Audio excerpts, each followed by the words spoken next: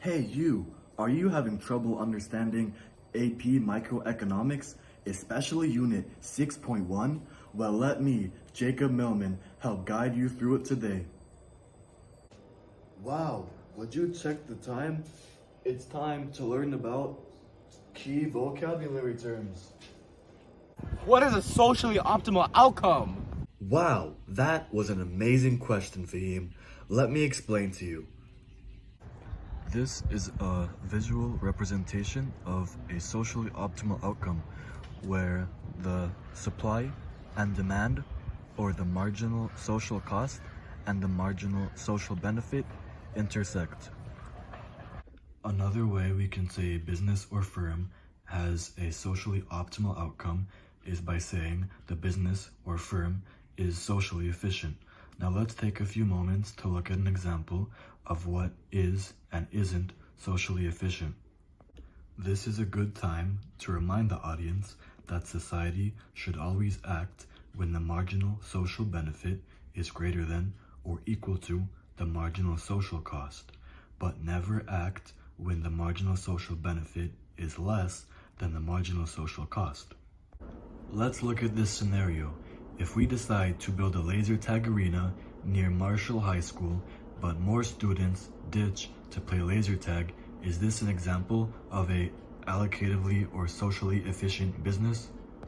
No, this is not an example of a socially or allocatively efficient business. You may be asking yourself, but why isn't it? I thought the students would have more fun with the laser tag, making the marginal social benefit go up. Well, let me explain to you why it's wrong. This is not an example of a socially or allocatively efficient business because in this situation, the marginal social benefit is less than the marginal social cost. The social benefit in this situation are the students having fun while playing laser tag. The social cost in this situation is the students not attending school. And the less and less students attend school, the more their attendance percentage for the school will drop down. And when parents notice not a lot of students go to this school, they aren't going to want to put their kids through this school, and that won't be good for the school's future. Let's take a look at another example. School lunch becomes good all of a sudden, so more and more students begin to eat the food. Is this an example of a socially or allocatively efficient business? Yes, this is a great representation of a socially or allocatively efficient business. Now you may be asking yourself again, but why? Well, don't worry, I'll explain to you in just a few seconds. The marginal social cost in this situation is the students deciding not to eat the delicious food that is served at the cafeteria in Marshall High School, but this is nothing compared to the marginal social benefit. The marginal social benefit being more students coming to the school. But why would more students come to the school? Well, let me tell you. So the food makes the students smarter, and the smarter the students are, the higher scores they will all get on their tests and exams. And the higher scores they get, and the more parents see this, they're gonna be like, oh my God, this school is amazing. I have to put my child through this school. And so in this situation, the marginal social benefit is much bigger than the marginal social cost. Now you probably are a little confused from the terms I've been using in the previous clips. Don't worry, some of my friends are going to be asking all the questions that you've been wondering the whole video, and I will be providing a brief, easy to understand explanation. What is marginal social benefits? Wow, what a great question, Sebastian. Let me explain to you. Marginal social benefit is the additional benefit to society after something is made. For example, if someone invents new technology or if a new restaurant is built in your local area. For example, let's look at Pizza Hut. So, when Pizza Hut had 10 locations in the state of California, the amount of satisfaction people had was at its maximum. But as more and more Pizza Huts were being constructed, people began to not like it as much as they did before. What is marginal social cost? What an awesome question from our favorite math teacher, Mr. Gutierrez. Marginal social cost is the cost to society, including all the negative and positive externalities as more and more Pizza Huts are produced. Do you know what a market failure is? Have you ever even heard the term market failure?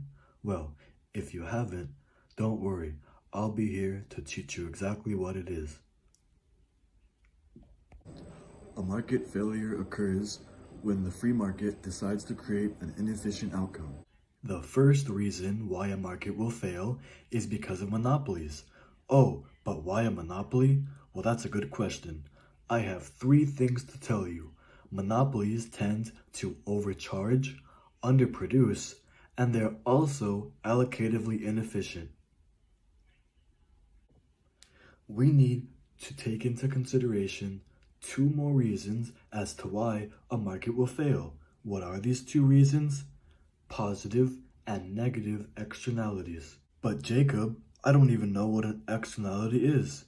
Don't worry, you will in just a few seconds. Externalities occur when there is either a cost or a benefit that happen to people who aren't the producers or the buyers of whatever product is being made.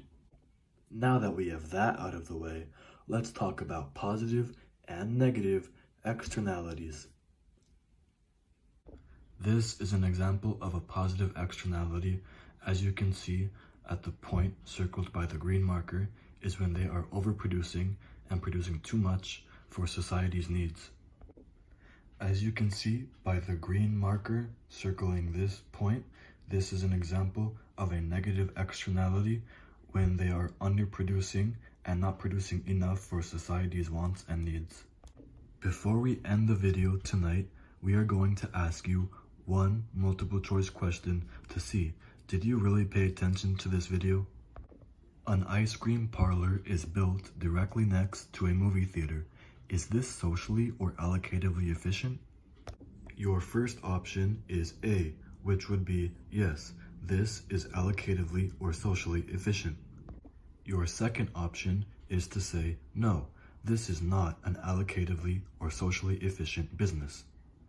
Your third and final option for tonight is to say C, or both. It is both socially efficient and socially inefficient. Well, it's finally time to see what the right answer is. Do you think you got the right answer? Let's find out and see. The final answer is A, or yes, this is an example of a socially or allocatively efficient business. And that, ladies and gentlemen, wraps up our Unit 6.1 topic review video. Thank you very much for watching and have a wonderful night.